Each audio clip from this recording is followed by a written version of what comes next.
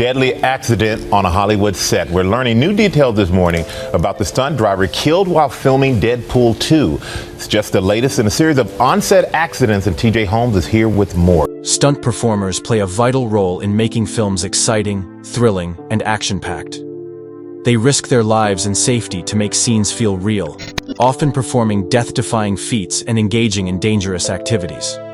While the world of stunt performing has come a long way, with safety measures and innovations designed to protect these brave individuals, the reality is that stunt work is inherently perilous.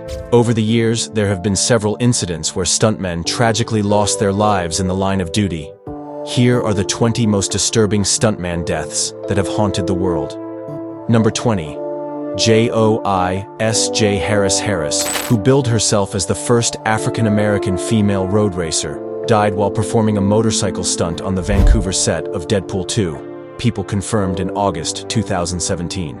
Today, we tragically lost a member of our crew while filming Deadpool, the film's star, Ryan Reynolds, tweeted, "We're heartbroken, shocked, and devastated, but recognize nothing can come close to the grief and inexplicable pain her family and loved ones must feel at this moment.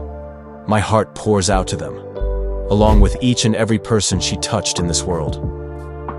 Harris was not wearing a helmet at the time of the crash, which the report deems a contributing factor to her death.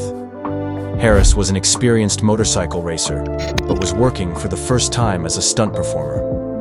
Following its own investigation into the fatality, WorkSafe BC imposed a nearly $300,000 punishment on film producer TCF Vancouver Productions for many high-risk violations of safety regulations. Number 19. Alan Purwin and Carlos Berla. A small plane that was used by the crew on the set of the Tom Cruise movie in the Colombian Andes crashed in 2015, leaving two people, Purwin and Berla, dead, and a third, Jimmy Lee Garind, seriously injured.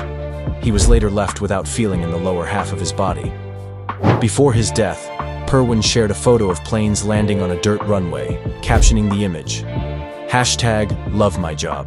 Although Purwin was a pilot, he was sitting in the back seat when the jet crashed over rough terrain. Purwin's widow, Catherine Purwin, and her two adult children, Kyle and Michaela Purwin, filed a wrongful death lawsuit in Los Angeles Superior Court in April 2016 against CCP Mina Film Holdings LLC and the estate of Carlos Berla, the pilot who perished in the incident. Berla's family also filed their own wrongful death lawsuit in September 2016, citing the production companies, Garland, and Purwin's estate as defendants. The lawsuit claims that Berla was forced to fly the jet despite repeated warnings that he had insufficient competence with it. Number 18. John Bernecker, the 33-year-old stuntman who had previously worked on The Hunger Games and The Vampire Diaries, among other films and television shows, suffered serious brain injuries after falling 20 feet from a balcony onto a concrete floor on the set of The Walking Dead in July 2017. He was rushed to an Atlanta hospital and placed on a ventilator before passing unexpectedly. John Bernecker's family has decided that he will be taken off life support following organ donation, AMC announced in a statement after the incident. "We are deeply saddened by this loss, and our hearts and prayers are with John's family, friends, and colleagues during this extremely difficult time." Number 17. Harry O'Connor. The veteran skydiver and stuntman who was working as Vin Diesel's stunt double died in 2002 after crashing into a bridge while paragliding at full speed. In honor of O'Connor, his scene, rather than his death, was included in the final cut. The retired former Navy SEAL was currently enjoying his second profession as a movie and television aerial stunt coordinator. He had an extensive background and experience in the film and television industry, including serving as the aerial skydiving coordinator for the Charlie's Angels motion picture, as well as performing stunts on The Perfect Storm and 1998's Soldier. Skydiving and flying had been his passions all of Harry's life. He also loved backyard astronomy and captured many beautiful images digitally from his home-based observatory. Number 16. Art Scholl. In an attempt to film footage in his camera-equipped aerobatic biplane for Top Gun in 1985, the famed stunt pilot performed an upside-down spin before his plane plummeted into the Pacific Ocean. The Coast Guard concluded that Scholl had not survived the crash. They weren't able to recover his plane. Scholl was a veteran pilot and aerial teacher in California. He has degrees in aeronautics and even taught at San Bernardino Valley College. In the early 1960s, two friends, Paul Mance and Frank Tallman, both notable Hollywood stunt pilots, persuaded Scholl to join them in the profession. Scholl was a capable pilot who could fly practically anything. He was certified in air and seaplanes, both private and commercial, air transport, gliders, and helicopters. As a qualified mechanic, he himself upgraded his two de Havilland Canada DHC-1 Chipmunk planes, dubbed the Super Chipmunk. Number 15. Kun Liu was killed in 2011 while filming an explosion scene on the Bulgarian set of the action sequel. Another stuntman, Nuo Sun, was seriously injured during that same scene. His parents filed a case of wrongful death against Millennium Films and the movie's stunt coordinator. The Expendables 2 features an all-star action hero cast, including Sylvester Stallone, Jet Li, Arnold Schwarzenegger, and Bruce Willis. Kun Liu's parents, Zong Yu Liu and Yan Mei Bai, claim the filmmakers and Stahelski negligently and carelessly failed to provide adequate protection from harm to the participants of the stunts. They sued for funeral and burial expenses as well as the loss of society, love, comfort, attention, services, and support of their son. Number 14. Conway Wickliffe. Wickliffe, who served as a cameraman on the set of The Dark Knight, was killed in 2008 while rehearsing a scene that called for him to lean out of a stunt car window to score the ideal shot. The driver of the vehicle was unable to nail his turn, causing the car to collide with a tree at 20 miles per hour. While the driver left the car without injuries, Wickliffe suffered head trauma and died at the scene of the accident. Wickliffe was an experienced stunt technician who had worked on a number of big-budget films, including Batman Begins, Children of Men, and the James Bond films Casino Royale and Die Another Day. He was remembered in the ending credits of The Dark Knight, which read, "In memory of our friends, Heath Ledger and Conway Wickliffe." Number 13. Brandon Lee. He may not have been a stuntman, but the actor, whose father was the famed Bruce Lee, died on the set of the action film in 1993 after being accidentally shot by a small explosive charge meant to imitate gunfire. The Crow, released in 1994, might have easily been Lee's breakthrough role, considering he was just 8 years old when his father, action icon Bruce Lee, died of brain enlargement. In his review, critic Roger Ebert wrote that the picture was more of a screen achievement than any of his father's films. Rupert Sanders, who directed the version that hits theaters on Friday, compliments Lee's performance in an interview with USA Today.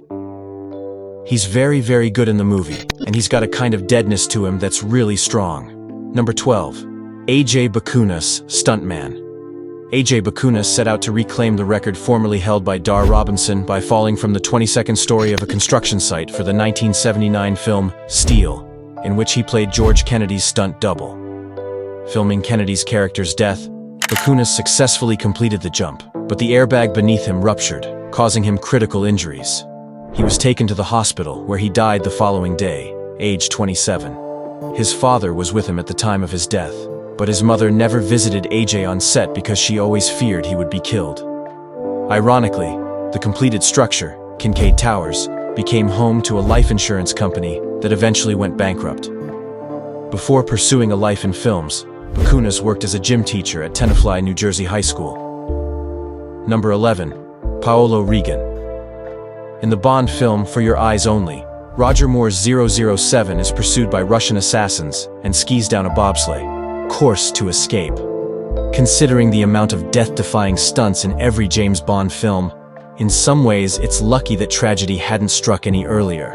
Stuntman Paolo Regan, 23, was driving the bobsleigh and was killed when he became stuck under it as it proceeded to drag him. A week earlier, during the 1981 FIBT World Championships, American bobsledder James Morgan was killed on the same track. The accidents resulted in the course being shortened. For Your Eyes Only may not be considered among the best of the Bonds, but it's often singled out for praise because of its impressive stunts. Number 10. Chris Lehman Exit Wounds, released in 2001, came after the unexplained popularity of films such as Hard to Kill and Above the Law, but before the deluge of low-budget, direct-to-DVD garbage that followed. It was one of a few films that attempted to bridge the gap between Eastern martial arts and mainstream hip-hop, alongside Cradle 2, The Grave, and Romeo Must Die, a divide that few would think needed to be bridged. The surprise hit also resulted in the terrible death of stunt performer Chris Lamon, who slid while jumping off the back of a moving vehicle. The collision involved two people, both of whom slammed headfirst into the pavement. However, the other performer survived with a concussion. Number 9. Jose Marco. Though the film is now forgotten, the tragic death of stuntman Jose Marco is remembered for its gruesomeness. While filming an underwater scenario, a shark broke through the protective netting separating Marco from the beast and mauled him to death. Samuel Fuller, a cult legend, directed the picture, which he renounced when the tragedy was utilized to promote it. It wasn't a successful tactic, as the film was rushed out of theaters and consigned to a lifetime of television obscurity. Number 8. Dr. Robinson. Veteran stuntman Dr. Robinson was known for his death-defying leaps off buildings and from helicopters, and had never broken a bone in his career. But it was during a routine chase on the set of $1 Million Mystery that he was involved in a fatal motorcycle stunt. The 39-year-old had been driving a dirt bike around a sharp turn on US Highway 89A for a scene when he drifted to the right and lost control of the bike. Robinson plunged 40 feet into an embankment, hit a boulder, and fell into some sagebrush, where he received a puncture wound and suffered massive internal trauma. Number 7. Joseph Svec. The Right Stuff is an intriguing film that tells the narrative of aviation and space exploration through the eyes of a few daring men. A tragedy occurred during the filming of a sequence based on a real-life occurrence involving legendary test pilot Chuck Yeager. Yeager was flying an NF-104 fighter plane in 1963 when it stalled and emitted smoke into the cockpit. Yeager ejected and survived, but Joseph Leonard Svec, the stuntman who recreated the scenario, did not. A smoke canister replicating the smoke from the collapsing spacecraft filled Svec's helmet, knocking him out before he could evacuate. The plane crashed, killing him on impact. Number 6. Sonja Davis. The death of one of Vampire and Brooklyn's stunt performers, Sonja Davis, could not have improved the film's critical reputation. While every tragedy on this list was unquestionably awful, her untimely death feels particularly unnecessary. The stunt involved a 45-foot backward drop, the impact of which should have been mitigated by the airbag she was given. However, due to its poor placement, she rebounded off it, colliding with the building from which she had fallen before crashing into the ground. Later reports revealed that the airbag had been put in a different position than she had anticipated, and the bag itself was not designed to withstand such a large fall. Worst of all, 3 of Davis's children were present on set to watch her perform the stunt. No emergency staff were available after the injury, so the crew was forced to wait an agonizing 15 minutes for an ambulance to arrive. Davis was then taken to the hospital, where she spent 13 days in a coma before passing away. Davis had been enjoying an extraordinary career as a stunt performer, serving as a double for Angela Bassett, Janet Jackson, and Whoopi Goldberg, and appearing in movies like Time Cop and Deep Cover. Around the time of her death, friend and industry professional Bob Miner called her the top black stuntwoman in the business. Number 5. Jack Tyree. Other cast members reportedly warned Jack Tyree about the 80-foot fall from a cliff he performed for The Sword and the Sorcerer, but the 10-year stunt veteran went ahead and did it. He'd already appeared in Escape from New York, Alligator, Planet of the Apes, Kojak, and The Rockford Files, so perhaps his experience kept others from fully dismissing him. Tragically, he landed just short of the airbag and died on impact. Though the jump appears in the finished picture, the impact does not. Number 4. Liu Yang-king. After achieving considerable success in his native Hong Kong, director John Woo relocated to Hollywood and directed blockbuster films, such as Face Off and Mission: Impossible 2. Despite an initial burst of wild success, his film's economic viability and critical success dwindled over time. Red Cliff, released in 2009, marked a shift in strategy, with the director returning to his hometown of Hong Kong to stage the most expensive Asian-financed production in history.